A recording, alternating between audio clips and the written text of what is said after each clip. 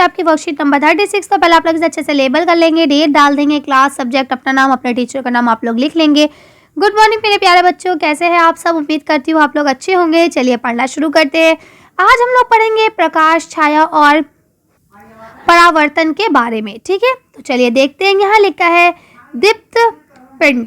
ठीक है, अब ये दीप्त पिंड क्या होते हैं? तो इसे बोलते हैं जो वस्तुएं सूर्य की तरह स्वयं का प्रकाश उत्सर्जित करती हैं उन्हें दीप्त पिंड कहते हैं। यानी ऐसी वस्तुएं जिनके पास अपनी रोशनी होती है। ठीक है, कौन सी वस्तुएं?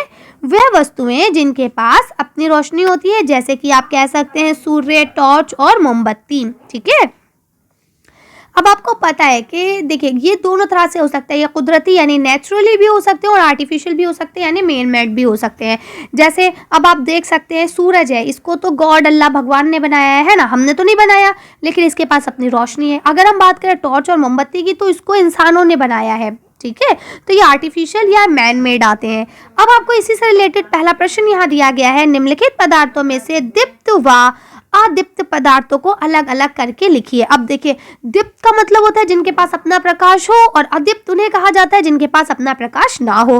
ठीक है, अब आप क्या करेंगे, इसको आंसर बना के ऐसे लाइन खींचेंगे और इधर लिखेंगे दीप्त। ठीक है, और इधर लिखेंगे अदीप्त। ठीक है, दोनों चीजें लिख लेंगे। अब बताइए, मोमबत्ती के पास अपना प्रकाश है तो ये आपके यहाँ दीप्त में आ जाएगा। ठीक है, मोमबत्ती। कुर्सी के पास अपना प्रकाश नहीं है तो ये अदीप्त में आ जाएगा, कुर्सी।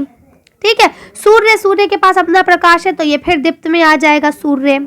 बल्ब के पास भी अपना प्रकाश है, ये भी आपका दीप्त में आ जाएगा। लेकिन अगर हम कलम की बात करें या किताब की बात करें, इन दोनों के पास भी अपना प्रकाश नहीं है, ये दोनों अदीप्त में आ जाएंगे।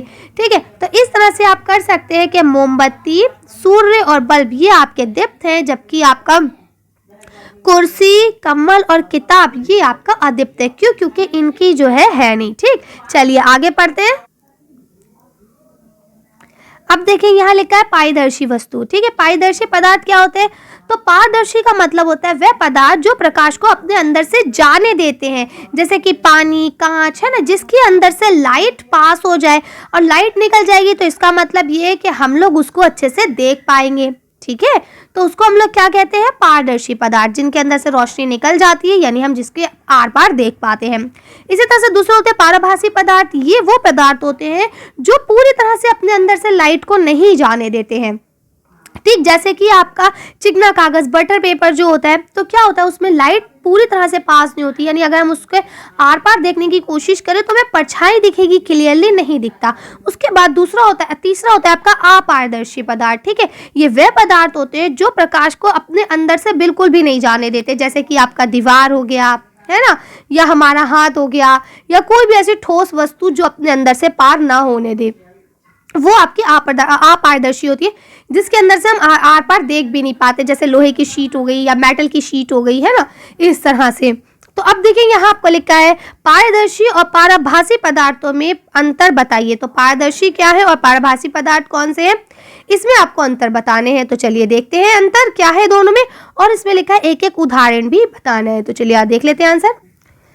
तो देखिए, आप यहाँ लिखेंगे ऐसे कि पारदर्शी पदार्थ वह पदार्थ है जो अपने अंदर से प्रकाश को जाने देते हैं, जैसे कि पानी और कांच।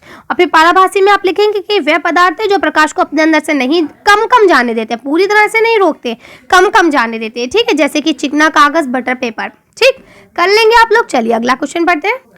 देखिए, अब यहाँ आपको लिखा है छाया यानी शैडो, परछाई। तो अब देखिए लिखते हैं, जब प्रकाश की किरण को किसी अपारदर्शी यानी कि जिसके अंदर से रोशनी पार नहीं होती उस वस्तु पर रोक लिया जाता है तो उसका एक गहरा काला धब्बा बन जाता है, जिसको हम परछाई कहते हैं। यानी कि अब जैसे हमारी बॉडी है, आप यहाँ इस बच्ची को देख पा रहे होंगे, हमारी बॉडी जो है वो अपने अंदर से लाइट को पास नहीं होने देती। तो जब रोशनी में हम ऐसे किसी बॉडी पे कोई ऐसी जो अपारदर्शी हो जिसके अंदर से लाइट नहीं निकल सकती और उस पर अगर हम लाइट डालें तो इस तरह से काला धब्बा बनता है जो बिल्कुल ऑब्जेक्ट यानी वस्तु पदार्थ के बिल्कुल सेम जैसा होता है। ठीक है, इसी को हम क्या बोलते हैं? छाया बोलते हैं। ठीक, अब यहाँ लिखा है अब निम्नलिखित प्रश्नों के उत्तर दीजिए। तो अब आपको यहाँ प्रश्न के उत्तर देने। पहला प्रश्न लिखा है, क्या आप अपनी छाया किसी अंधेरे कमरे में देख पाते हैं? तो आप इसका आंसर लिखेंगे नहीं। ठीक है, क्योंकि नहीं देख पाते, ऐसा इसलिए होता है क्योंकि हमें जब अपनी छाया देखनी है तो उसके लिए हमें सबसे पहले रोशनी की ज़रूरत होती है। ठीक है, तो आपको रोशनी चाहिए। अब ये अंधेरा कमरा तो यहाँ तो बनेगा ही नहीं। अब मैंने आपको एक्सप्लेन इसलिए कर दिया क्योंकि अगर कोई आपसे पूछे तो आप बता पाए, लेकिन यहाँ आपको एक्सप्लेन नहीं करना है, या सिर्फ आपको हाँ या ना में ही जवाब देना है।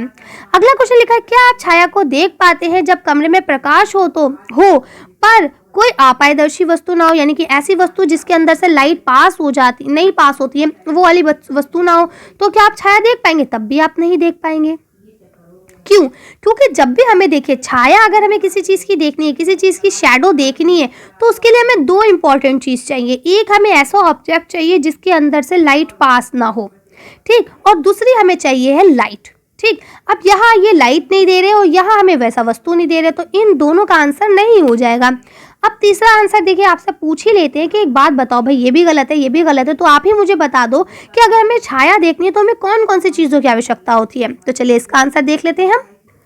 तो आप इसका आंसर यहाँ से लिखेंगे, हमको परछाई देखने के लिए अपारदर्शी पदार्थ और रोशनी दोनों की आवश्यकता होती है, ठीक है, लिख लेंगे। चलिए तो आज की वर्कशीट को हम यहीं खत्म करते हैं।